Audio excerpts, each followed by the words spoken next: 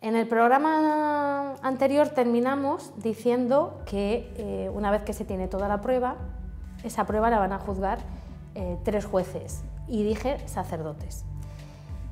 Es verdad que el tribunal está formado siempre por 3 personas, que suelen ser sacerdotes. Aquí en España, que yo sepa, no hay ningún juez que sea laico. Antes se podían ser jueces laicos, los licenciados en Derecho Canónico y con el permiso de la Conferencia Episcopal. España era uno de los pocos países que no tenía ese permiso y entonces no ha tenido, y que yo sepa, no tiene jueces laicos. Pero en el resto del mundo, pues en Italia, en Francia, en casi toda Europa, en América del Norte, pues ha habido siempre jueces laicos.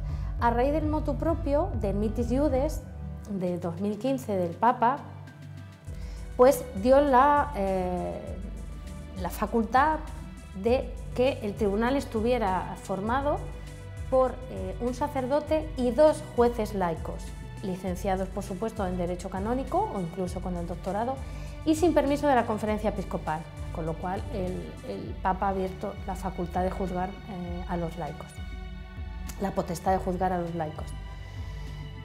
Entonces, he dicho eso, que son 3 jueces sacerdotes, pero yo soy jueza laica. No soy aquí jueza en España, sino en un tribunal en Cuba, en la diócesis de Cienfuegos, y entonces allí sí soy jueza. Siempre digo que me he tenido que ir a Cuba para poder ser juez, pero bueno, no pasa nada.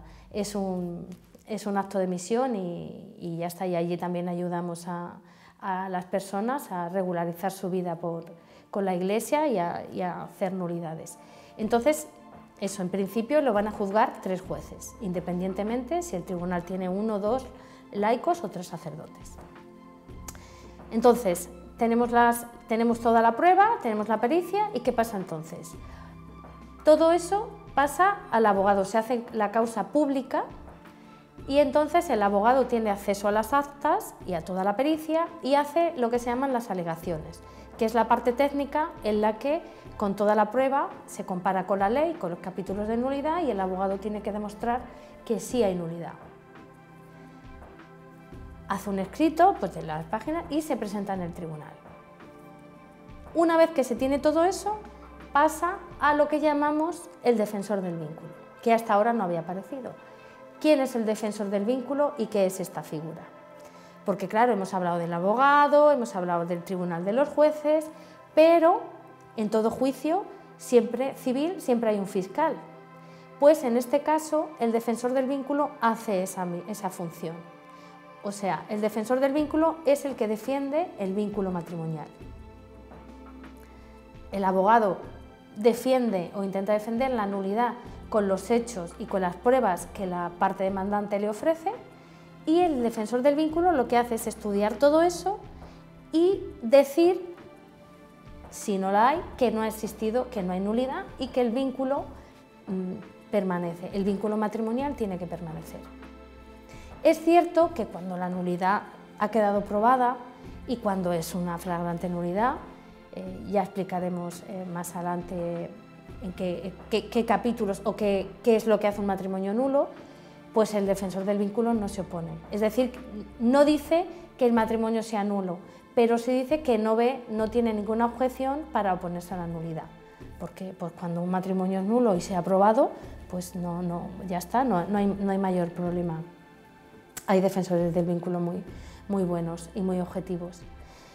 Y una vez que pasa el defensor del vínculo, emite su informe, tanto a favor de la nulidad como a favor del vínculo, perdón, a favor de la nulidad no oponiéndose a la nulidad o a favor del vínculo, y con todo eso se pasa ya a jueces.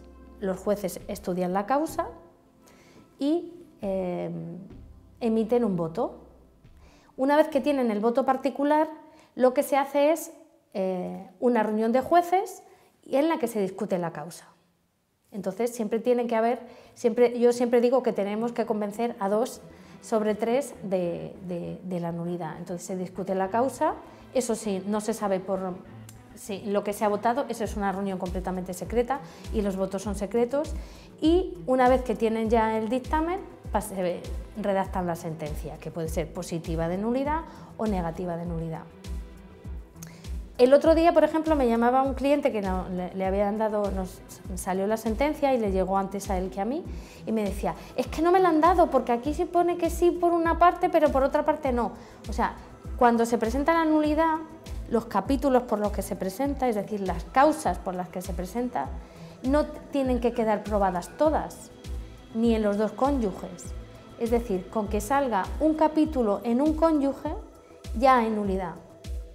Me decía, es que por mí no sale, es que yo no ha salido. Digo, que sí, hombre, que sí, que ha salido, que es positiva. Digo, ¿no ves que pone positiva? Positiva, había un capítulo por la esposa y entonces hay nulidad. Vale. La sentencia se entrega a los dos cónyuges y luego otra al abogado. Como se ve, es un proceso muy largo, estamos hablando de un año, año y medio. O sea, no es llegar a modo de divorcio express, entro por la puerta de la vicaría judicial, digo que quiero la nulidad y me la dan. O sea, como uno que llegó, se sentó allí en Toledo y dijo que vengo a solicitar una nulidad porque es que mi amigo se casa el sábado por lo civil y entonces le quiero regalar la nulidad y quiero la nulidad que me la den ya. Y se casaba el amigo el sábado. No, eso no. Así no se solicita. Es un proceso, como hemos visto, judicial bastante largo en los tribunales de la Iglesia, porque no estamos hablando de cualquier cosa, estamos hablando de un sacramento en el que no se, por el acuerdo entre marido y mujer, entre los dos cónyuges, no se dice nos ponemos de acuerdo, vamos a solicitar la nulidad. No, hay que demostrar que algo no se ha dado para llegar a ese fin.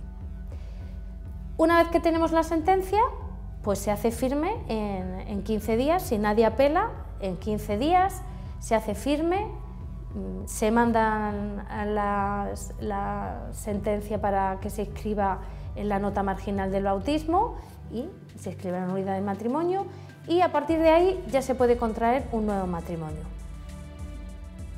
¿Qué pasa si no nos la dan?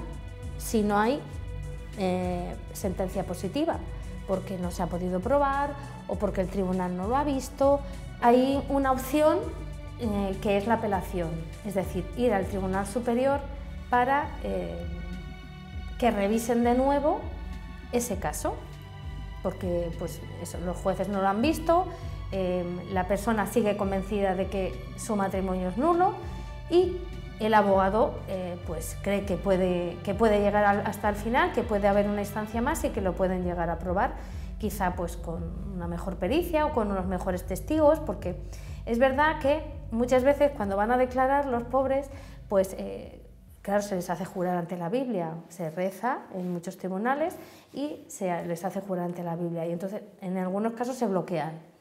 Y no saben, se quedan en blanco y no saben contar lo que ha sucedido. Entonces puede ser que presentando testigos mejores o de repente ha aparecido una prueba nueva, pues un informe que antes no había y que ahora hay, y hay posibilidades de apelar y de juzgar otra vez de nuevo ese proceso.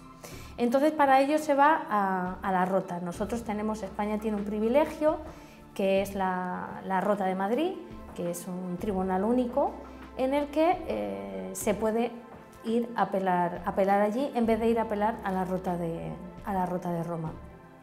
Entonces, pues la Rota también es un tribunal extraordinario de la Nunciatura, es decir, se llama el Tribunal de la Nunciatura Española, porque es el que representa al Papa, es como si el Papa juzgara. Y ellos normalmente juzgan causas de apelación y también juzgan las causas del ordinariato castrense, es decir, de los militares. Un militar quiere solicitar la nulidad de su matrimonio y puede interponerla en la Rota, ¿vale? Entonces, la Rota está formada por 7 jueces y bueno, pues se hacen turnos igual de 3 y el proceso pues es igual que lo hemos visto. Se introduce, en vez de una demanda pues es prácticamente lo mismo, pero se llama el escrito de prosecución, donde se dice que la sentencia anterior ha sido injusta por esto y que se presentan nuevas pruebas. Y es el mismo proceso. O sea, se notifica a la parte demandada, se presentan las pruebas, se pagan las declaraciones, hay que presentar nuevos testigos, se aportan las nuevas pruebas, si hace falta pericia, se vuelve a solicitar la pericia y se hace por otra persona. Igual, y la Rota emitirá su dictamen. Si vuelve a ser negativa, pues cabría un recurso extraordinario o en la Rota romana o en otro turno de jueces de la Rota. Pero bueno, ya eso, yo no conozco ningún caso que haya ido tan lejos. Es verdad que a mí me llega un caso que había que revisar, que tiene 2 negativas, pero yo creo que si se hubiera enfocado de otra manera hubiera podido salir. Entonces, bueno, siempre las causas de las personas en derecho canónico nunca prescriben, entonces siempre hay una forma de poder iniciar otro nuevo proceso. Antes del motu proprio del 2015, del Mitis Iudes Domino Iesus, se necesitaba lo que se llamaba la doble conforme, es decir, se requería una sentencia en primera instancia y luego se subía directamente, que no era una apelación estricta, pero se subía directamente la causa al Tribunal Superior. Y ese Tribunal Superior tenía que emitir otra sentencia. Si era a favor de la nulidad, pues de la nulidad, o si no era a favor, pues podía contradecir el dictamen anterior. O sea, se requería para la nulidad la doble sentencia conforme, es decir, 2 sentencias en favor de la nulidad. Con este nuevo motu propio, el Papa ha eliminado eso. O sea, es una cosa que yo estoy muy a favor. A nivel práctico es estupendo, a nivel de los fieles se les facilita un montón porque el proceso se hacía interminable. Claro, era mucho más caro, había que pagar luego otro tribunal, seguir pagando al abogado. O sea, a nivel práctico bueno, pues era bastante largo el proceso. Y bueno, al eliminar la doble conforme, pues lo que se hace al emitir el Tribunal de Primera Instancia, habiendo emitido una sentencia, pues ya, como he dicho, a los 15 días es ejecutiva y la persona se puede volver a casar. O sea que, pues eso, ha sido a nivel práctico y a nivel de tiempo, ha sido una cosa, pues eso, creo que ha sido una cosa muy buena, una reforma del proceso muy buena y que facilita mucho el acceso a la nulidad. Y habiendo un proceso, como hay unos vicarios judiciales estupendos, jueces preparados que hacen unas instrucciones buenas, pues no se tiene por qué dudar que el proceso en primera instancia sea un mal proceso y requiera una segunda conforme.